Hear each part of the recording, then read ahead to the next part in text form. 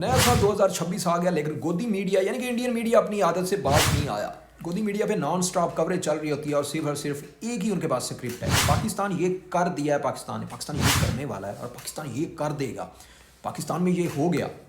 अब क्या हो गया जी, पिछले 2 दिन हो गए हैं, इन्होंने छाती पीटना शुरू की है, चीखें मार रहे हैं। गोदी मीडिया की जितनी भी ये 4.5-4 फुट की इनकी एंकरें हैं ना, और उसके अलावा अर्नब गोस्वामी, मेजर गौरव आर्या, जितना भी ये लानती किस्म के टट्टू किस्म के ये गोदी के इर्द गिर्द नाचने वाले ये एंकर्स हैं ना, इन्होंने जनाब अब बात करना शुरू कर दिया कि बांग्लादेश और पाकिस्तान के दरमियान जो एयरफोर्स के दरमियान कॉपरेशन बढ़ती जा रही है ना, उसके ऊपर जनाब इन्होंने अपनी चिंता दिखाना शुरू कर दी है। क्योंकि रिसेंटली जो एडमिरल हैं एयरफोर्स के, बांग्लादेश एयरफोर्स के, वो पाकिस्तान के अंदर आए हुए हैं। और पाकिस्तान और बांग्लादेश के दरमियान जो मिलिट्री रिलेशनशिप है वो पिछले तकरीबन जब से शेख हसीना का तख्ता पलट हुआ है, वो इंडिया के अंदर भागी है, उसके बाद पाकिस्तान और बांग्लादेश के मिलिट्री रिलेशनशिप बहुत ही ज़्यादा मजबूत हुए हैं। और जहाँ पर एक तरफ इंडिया 3 मिलिट्री गैरिजन बना रहा है बांग्लादेश के बॉर्डर पर, ठीक है, बंगाल में बना रहा है, बिहार में 2 बना रहा है, उसके अलावा इंडिया दिन रात उनको धमकियाँ दे रहा है। और जिस तरह इंडिया ने अपना महाज खोल दिया है पूरी तरह, इंडिया मूड में किसी भी टाइम बांग्लादेश के ऊपर स्ट्राइक कर सकता है। बांग्लादेश को जिस तरह इन्होंने 1971 के बाद गुलाम बनाया है, सो बांग्लादेश ने जिस तरह आज़ादी हासिल की है, जिस तरह इंडिया के ख़िलाफ़ अब लोगों को होश आया, लोगों को पता चला है कि इंडिया कितना ज़्यादा बेनिफिट ले रहा था, बांग्लादेश की इकॉनमी को नुकसान पहुंचा रहा था, बांग्लादेश की कोई सिक्योरिटी नहीं, कुछ भी नहीं, गुलाम बने हुए हैं, ठीक है। 1971 में अगर इंडिया कहता है कि हमने उन्हें पाकिस्तान से आज़ादी दिलवाई है, तो भाई बंगाली इंडिया के एट द एंड गुलाम हो गए। शेख हसीना जहाँ पर पपिट थी, पूरी तरह इंडिया जैसे नचाता था वो नाचती थी। तो आज जहाँ पर बांग्लादेश आज़ादी की तरफ, अपनी असल आज़ादी की तरफ जा रहा है, और वहाँ पर इंडिया ने जो है ना रास्ते में उसके कांटे बिछाना शुरू कर दिए। तो भाई साहब रिसेंटली जो एडमिरल हैं एयरफोर्स के बांग्लादेश के, वो पाकिस्तान के अंदर मौजूद हैं। गोदी मीडिया पे जनाब ये बातें चल रही हैं, बल्कि ये बात तो ये सच है, ठीक है, कि पाकिस्तान JF-17 ब्लॉक 3 जो है ना वो बांग्लादेश को देने लगा है। सिर्फ ये फाइटर जेट नहीं है, उसके अलावा पाकिस्तान ट्रेनी जो मशाक होते हैं जिस पर पायलट ट्रेनिंग करते हैं, वो भी पाकिस्तान देने लगा है, और पाकिस्तान पायलट्स को ट्रेन भी करेगा। यानी ये पाकिस्तान ने कहा कि हम बांग्लादेश की एयरफोर्स को अपने पाँव पे खड़ा करेंगे। पाकिस्तान के पास ज़बरदस्त किस्म के ट्रेनी मौजूद हैं, पाकिस्तान के pilots one of the best हैं।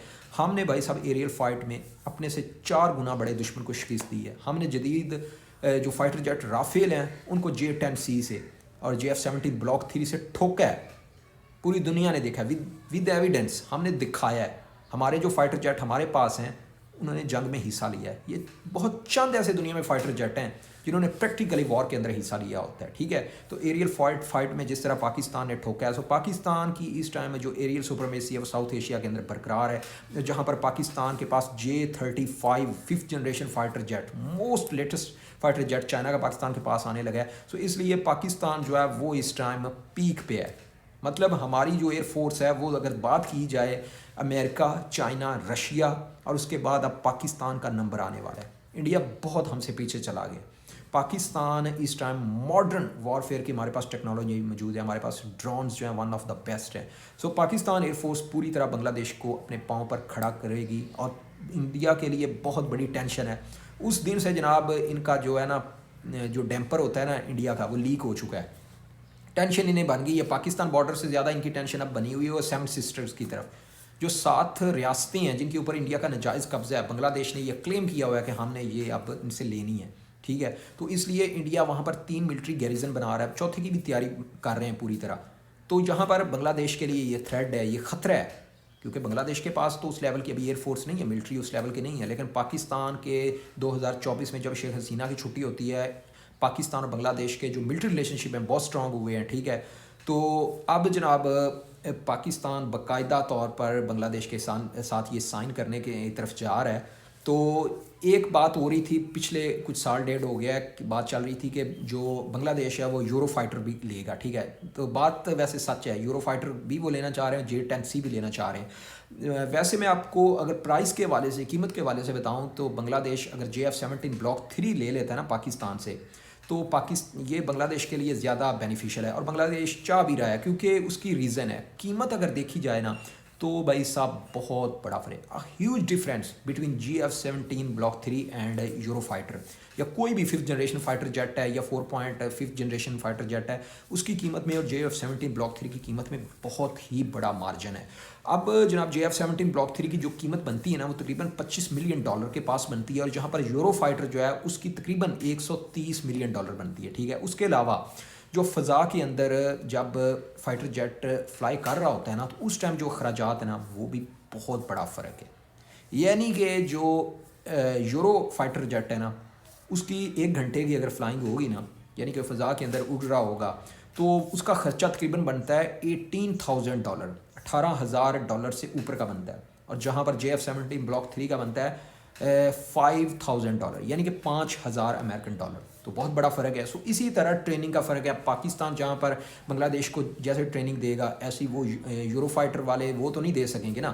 سو پاکستان ٹیکنالوجی بھی شیئر کرے گا۔ سو اوبیسلی پاکستان نے جہاں پر بھائیوں کی طرح سپورٹ کرنی ہے، سو بنگلہ دیش کو اس چیز کا احساس ہوا ہے کہ ہم پاکستان سے GF-17 بلاک 3 لے لیں۔ اور یہ بلاک 3 کیوں لیں گے؟ کیونکہ پوری دنیا نے دیکھا ہے پاکستان نے رافیل کو ٹھوکا ہے 6 اور 7 مئی 2025 کی آدھی رات کو دبئی ایئر شو میں۔ کیا ہوا ہے؟ انڈیا کا جو سموسا ہے تیجس، جس کو پاکستان کے GF-17 بلاک 3 کے مقابلے کا فائٹر جیٹ بتا رہے تھے، اور انڈیا دعویٰ کرتا تھا کہ یہ میڈ ان انڈیا ہے، کیا یار اس کو پھر پوری دنیا نے دیکھ لیا، ٹھیک ہے، وہاں پر کیا حال ہوتا ہے، تیجس گر جاتا ہے۔ تو اس کے بعد جناب GF-17 بلاک 3 کے بارے میں آپ کو بتاتا چلوں، یہ ٹوٹلی اب مینوفیکچرنگ ٹوٹلی اس کی پاکستان کے اندر ہو رہی ہے، اور یہ میڈ ان پاکستان ہے، یہ پراؤڈ ہے پاکستان کے لیے۔ سو پاکستان ایئر فورس انڈیا سے بہت ہی زیادہ آگے نکل چکی ہے، جہاں پر ہمارے پاس 5th جنریشن فائٹر جیٹ آنے لگا ہے، اور GF-17 بلاک 3 کی جو سیل ہے اس پر لائنیں لگی ہوئی ہیں، ٹھیک ہے۔ ارجنٹینا کے ساتھ ڈیل ہے، آذربائیجان کو دے دی ہم نے، اور افریقن بہت زیادہ کنٹریز ہیں جو اس کو لینے میں انٹرسٹڈ ہیں، ٹھیک ہے۔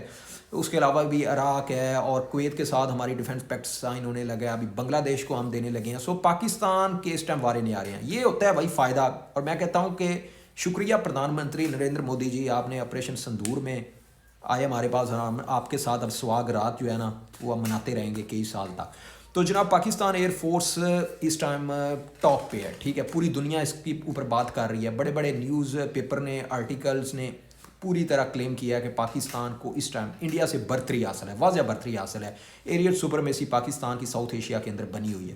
اور جہاں پر بنگلہ دیش اور انڈیا کے درمیان جو حالات ہیں وہ بہت زیادہ کشیدہ ٹائٹ ہو چکے ہیں، کیونکہ جس طرح مستفیض الرحمان کو IPL سے نکال دیا، انہوں نے گندی حرکت کی ہے، جس طرح پاکستانی پلیئرز کے ساتھ انہوں نے ہاتھ نہیں ملایا۔ میں یہ کہتا ہوں کہ ہندتوا جو ہندو ازم ان کے مائنڈ کے اندر ہے نا، اس نے انڈیا کو لے کے بیٹھ گیا منورٹیز کے خلاف اور نیبر کنٹریز کے ساتھ، جتنا اس ٹائم ان لوگوں نے نفرت پھیلائی، اور اب ادھر سے بھی ایسی ریئیکشن آ رہا ہے۔ تو جناب انہوں نے مستفیض الرحمان کو جس طرح IPL سے باہر کیا، اس کے بعد بنگلہ دیش نے بھی کہا ہے کہ نمبر 1 تو IPL کے جو میچز ہیں اس کی براڈ کاسٹ جو ہے وہ بنگلہ دیش کے اندر نہیں چلے گی، ٹوٹلی وہاں سے بھی بائیکاٹ کرو۔